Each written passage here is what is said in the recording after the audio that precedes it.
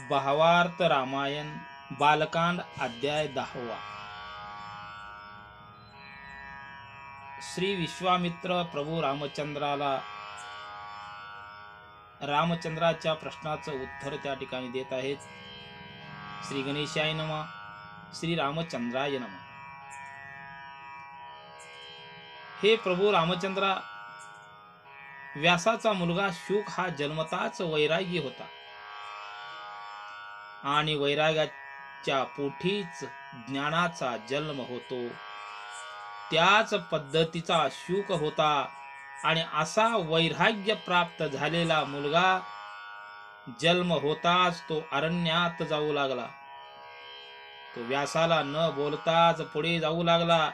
त्यावेळेस व्यास हाक मारू लागले तेव्हा वृक्ष बोलू लागले. मग व्यासाला अंतर्ज्ञानाने कळाले की हा मुलगा वैरागी आहे. मग पुढे विश्वामित्र सांगतात की परमार्थाला आणि वैराग्य प्राप्ती होण्यापासून दूर करण्याचे स्त्री ही एकमेव कारण आहे. आणि शुक पुढे जात असताना एक सरोवर लागले आणि त्या सरोवरामध्ये अप्सरा क्रीडा करत होत्या. त्याही नग्न अवस्थेत होत्या. त्यावेळेस शुकाचार्य तेथून गेले. त्यावेळेस बिनधास्त क्रीडा करत होत्या. मागे व्यास जात असताना त्याच अप्सरा आपले इंद्रिय झापून घेऊ लागले. त्यावेळेस व्यास म्हणतात की शुक इथून गेल्या, परंतु हे अप्सरा लाजल्या नाहीत आणि मला बघून ह्या लाजल्या, कारण काय असा विचार करून त्यावेळेस व्यास त्या अप्सरांना विचारू लागले की माझा मुलगा जवान असून लाजलो नाही आणि मला वृद्धाला बघून लाजू लागलो म्हटल्यावर अप्सरा म्हणू लागल्या की हे मुनिवरा, तुम्हाला स्त्री कळते. ज्याला स्त्री कळत नाही त्याला स्त्री पुरुष असा भेदच कळत नाही, पण तुम्हाला कळतं म्हणजे तुमच्यात भेद आहे असे अप्सरा बोलू लागल्यानंतर त्यावेळेस शुक ऐकले आणि त्यांना विकल्प जडला. मी ज्ञानी आहे व माझा पिता अज्ञानी आहे हे स्त्रियांच्या मुखातले शब्द ऐकले आणि हा भेद शुकाच्या अंतःकरणात शिरला आणि ज्ञानाचा अभिमान शुकाला झाला.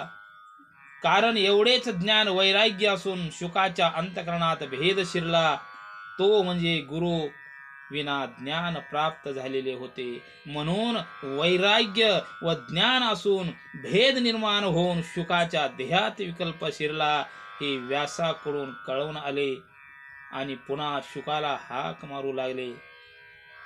परंतु शुक पुढे, व्यास मागे. शेवटी व्यास म्हणाले, शुका, तुला जायचंच आहे तर निघून जा, परंतु तुझ्या मनात जो संदेह आला आहे तो निघून जाण्यासाठी जो ध्येय असून विधेय असा असणारा राजा जनक, या जनकाकडे जा आणि निसंदेह हो म्हणून व्यासाने सांगितले. त्यावेळेस शुकाने ऐकले व जनक माझ्या वडिलापेक्षाही ज्ञानी आहे, कारण व्यासही परिपूर्ण होते. परंतु बापाने सांगितल्याप्रमाणे जनकाकडे जावे म्हणून शुक जनकाच्या नगरी नग्न अवस्थेतच आले. त्यावेळेस लोक हसू लागले. म्हणून पडलेले एक वस्त्र आपल्या इंद्रियाला गुंडाळले आणि जात असताना शुकाने विचार केला की आपण आज राजाकडे जात आहे, मग रिकाम्या हाताने कसे जावे म्हणून राखुटी बांधून त्या राजमहालाच्या दारात जाऊन उभा राहिले. पहारेकऱ्याने अडवले, तू कोण आहेस? त्यावेळी शुक म्हणाले की तुमचा राजा फार ज्ञानी आहे असं ऐकलं आहे आणि त्याला भेटायला आलो असे म्हणत मी ब्राह्मण सूत आहे अशी ओळख सांगितले. त्यावेळेस राजाला कळाले की हा फार मोठा ज्ञानी आहे, पण त्याला ज्ञानाचा गर्व झालेला आहे. हे राजा जनकाला कळून आले आणि आपण त्याला भेटायचे नाही असा निश्चय राजा जनकाने केला. द्वारपालाला बोलावून घेतले व सांगितले की त्याला सांगा, ऐन वेळेस या ठिकाणी तू आलेला आहेस, परंतु येत असताना जे काही तुझ्या जवळ आहे ते टाकून ये असं तुम्ही त्या मुलांना सांगा असं द्वारपाळाला सांगितले.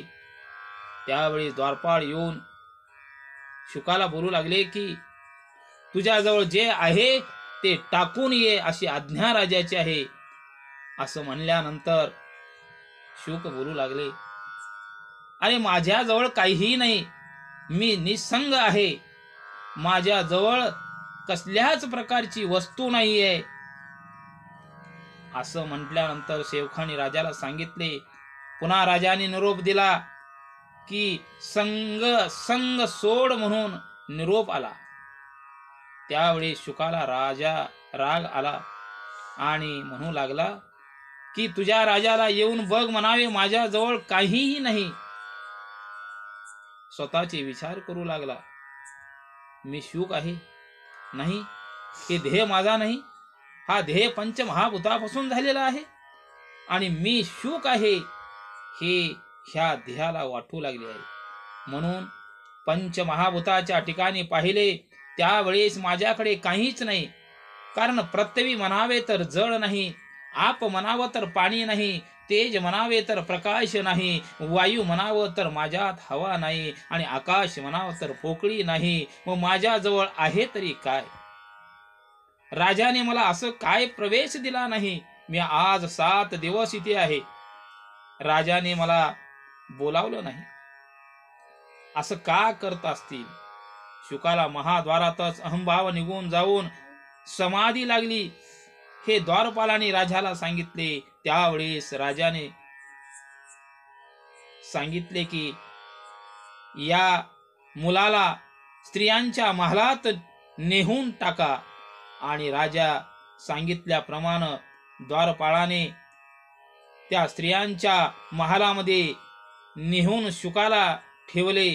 त्यावेळेस स्त्रिया नग्न होऊन नाना प्रकारचे सुख देण्याचा प्रयत्न करू लागल्या, परंतु हे आढळ राहिला.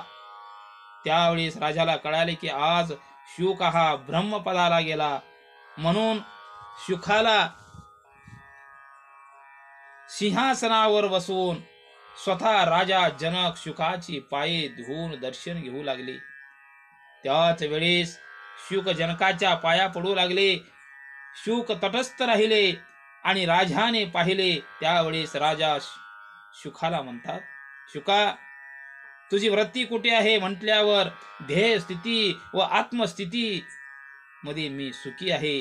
त्याच वेळेस राजा जनक म्हणतात की शुका दृश्य दृष्टा आणि दर्शन एकरूप झाल्याशिवाय तुला ब्रह्मांड दिसू शकत नाही. असं राजाने म्हटल्यावर त्यावेळेस शुक त्या स्थितीत गेला. मग शुकाला सर्व सुख दिसू लागले आणि तिन्ही अवस्थेमध्ये ब्रह्म दिसू लागले. त्यावेळेस राजा जनकाचे आभार मानले. मग पुढे राजा जनक शुकाला ज्ञान देत असताना म्हणतात की तुला गुह्यातील गुह्य ज्ञान म्हणजे ते ब्रह्म समाधान होय. पूर्वीच तू ज्ञानमूर्ती आहेस, म्हणून तुला समाधी लागली आहे. शुकाला आलेली सद्गुरु महिम्याची प्रचिती या ठिकाणी सांगू लागले. जिथे जिथे शुक पाहू लागला तिथे तिथे आत्मस्थितीमुळे सर्व काही ब्रह्म दिसू लागले आणि त्यामुळे शुकाला ब्रह्मत्व प्राप्त झाले. निद्रा, तळ, आकाश हे सर्व चिन्मात्र दिसू लागले आणि जागृती, स्वप्नी आणि सुषुप्ती या तिन्ही ठिकाणी सुख दिसू लागले. मग पुढे राजा जनकाने शुकास आलिंगन दिले. त्यावेळेस दोही पण निघून जाऊन एक रूप झाले आणि शुक पूर्णपणे ब्रह्मत्वाला पावला. त्यापुढे जाऊन शुक राजाला म्हणू लागले, हे नृपवरा, माझ्या पित्याच्या ठिकाणी भिन्नता आहे हे अप्सराने बोलले. आवाज माझ्या कानावर आले आणि विकल्प माझ्यामध्ये शिरला आणि तुमच्या ज्ञानामुळे हा विकल्प निघून गेला अशी स्तुती राजाची शुक करू लागला. हे स्तुती ऐकून राजाला आनंद झाला व पुढे जनक बोलू लागले की हे शुका, तुला जे ब्रह्म समाधान झाले त्याला निजात्म बुद्धी म्हणतात आणि हे ज्ञान पूर्वी नारायणाने स्वतः या ठिकाणी श्रीकृष्णाला आणि तीच स्थिती नारदाची, याज्ञवल्क्याची, त्यानंतर व्यासाची आहे. श्री नारद नित्य लंगोटी होता. श्रीकृष्ण वैभवशाली होते, पण त्यांचे ज्ञान एकच होते. ध्येय आहे त्याला आपण पाहिले तर दोष निर्माण होतो आणि आत्मवृत्तीने पाहिले की आपण निर्दोष दिसतो. यासाठी देहावरील दृष्टी न ठेवता आत्मवृत्तीने त्याला पाहावे, म्हणजे त्यावेळेस सर्व संशय पळून जाईल आणि त्यावेळेस त्रिशुद्धी विश्रांतीला प्राप्त होईल. असे ऐकल्यानंतर शुकाला आनंद झाला.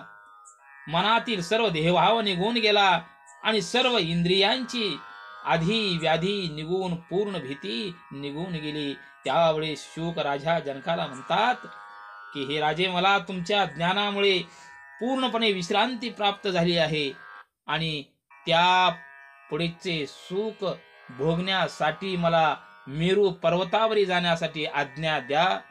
असं शुकाने म्हटल्यानंतर राजाने आज्ञा दिली.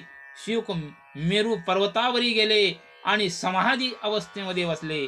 त्यावेळेस जन्म मृत्यू, काळ दोष, बरे वाईट, अस्त उदय कुठल्याच पद्धतीचा भाव शुकाच्या अंतःकरणाच्या ठिकाणी उरला नाही. असा शुकाची अवस्था झाली आणि शुक पर्वताला प्राप्त झाले. आणि यापुढे नाथ महाराज एका जनार्दना माऊलीला शरण जाऊन आजच्या अध्यायात शुक सुख संपन्न झाला. इथेच अध्यायाची समाप्ती करतात. जय श्रीराम, जय श्रीराम.